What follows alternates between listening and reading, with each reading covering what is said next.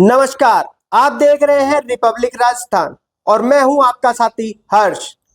आज जो तस्वीरें हम आपको दिखाने जा रहे हैं वो किसी भी इंसान के दिल को झकझोर कर रख देगी। जी हां, आज हम पहुंचे हैं जोतड़ावाला गांव की संत परम सुखदास जी महाराज गौशाला में, जहां गौ सेवा के नाम पर लाखों करोड़ों का चंदा उठाया जाता है, लेकिन हकीकत जानकर आप दंग रह जाएंगे।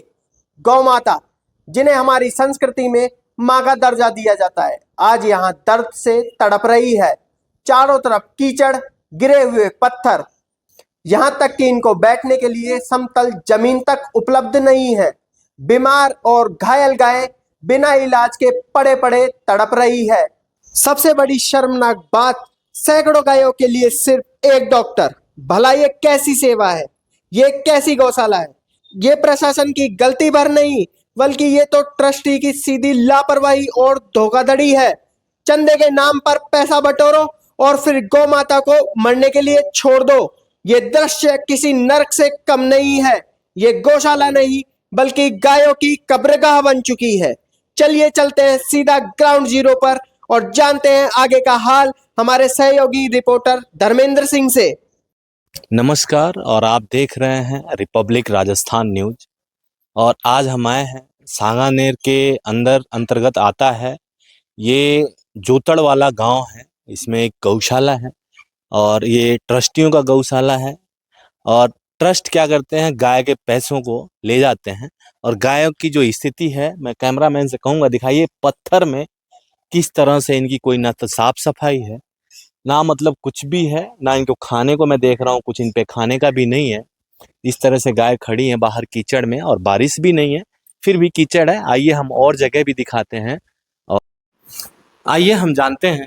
जो गौशाला की आपने तस्वीरें देखी, गायों की तस्वीरें आप लोगों ने देखा, आइए हम जानते हैं जो गौशाला के व्यवस्थापक हैं ये क्या कहते हैं और क्या इनके मन में है, क्यों इस तरह से अव्यवस्थाएं हैं, हम इनसे ही जानते हैं। क्या कहेंगे साहब? सर, व्यवस्था तो इस बारिश की वजह से हो रही है। अभी तो कोई बारिश हुए लगभग एक सप्ताह हो गया। नहीं सर, ऐसी तो कोई बात नहीं है। अभी भी हुई है, अभी भी हुई है बारिश। आप ना तो आप विदेश में बैठे हैं, ना मैं विदेश में बैठा हूँ। आप दोनों ग्राउंड पे हैं और एक साथ हैं, और जहाँ आप रहते हैं वहाँ मैं भी रहता हूँ। एक सप्ताह के समथिंग हो गया बारिश का, और बारिश के बाद एक सप्ताह बारिश के बाद अगर ये अव्यवस्थाएं हैं तो इसका जिम्मेदार कौन? सर, चल ही रहा ना काम, तो जैसे कि डंपर डलवा रहे। कहीं भी मैं पूरे गौशाला में घूम लिया, एक भी आपका आदमी नहीं मिला मेरे को। आपका कोई स्टाफ नहीं है, इस पे क्या कहेंगे आप? स्टाफ में तो जो वर्कर है जो सब काम कर ही रहे हैं गौशाला। क्या यहाँ के स्टाफ नहीं रखने का कारण जान सकता हूँ? नहीं, स्टाफ तो है ही ना सर।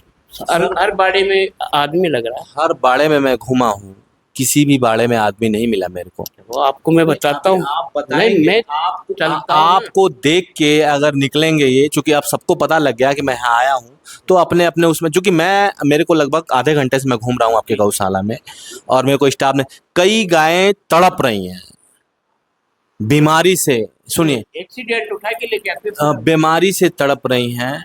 उनकी व्यवस्था है ऐसे कि मतलब ऐसे कचरे में पड़ी हैं, कोई देखने वाला नहीं है।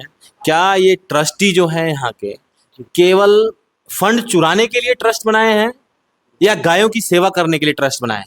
ऐसा तो कुछ नहीं। आप जानते हैं कि जो सरकार है, भाजपा की सरकार है, केंद्र में भी और राज्य में भी, और गायों के प्रति भाजपा जो है प्रतिबद्ध है।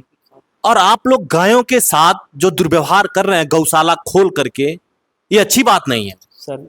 ऐसा कुछ नहीं है जैसे आप बोल रहे हो। हम अभी दिखाए हैं, सारा देखे हैं। यहाँ पे टोटल एक्सीडेंट गाय आती है। टोटल जितनी भी गाय है ना, ये सब तैयार होने के बाद में बाड़े में डालते हैं। तो ये आपको लेकिन मैं देखा हूं जहां पे आपकी गाय की स्थिति है, ना खड़े रहने की स्थिति है, ना बैठने की स्थिति है। आखिर अभी कचरे में गाय कैसे बैठेगी, पत्थर में गाय कैसे बैठेगी? मतलब ये क्या है कि गायों के नाम पे केवल और केवल उगाई किया जा रहा है। मैं सीएम साहब से स्वयं दरखास्त करूंगा कि इस गौशाला को जितना जल्दी हो सके बैन किया जाए, सील किया जाए, ताकि जो यहाँ के मतलब गाय के नाम पे जो चोरी हो रही है इसको बंद किया जाना चाहिए। हमारे साथ हैं एक व्यवस्थापक है, क्या नाम है आपका?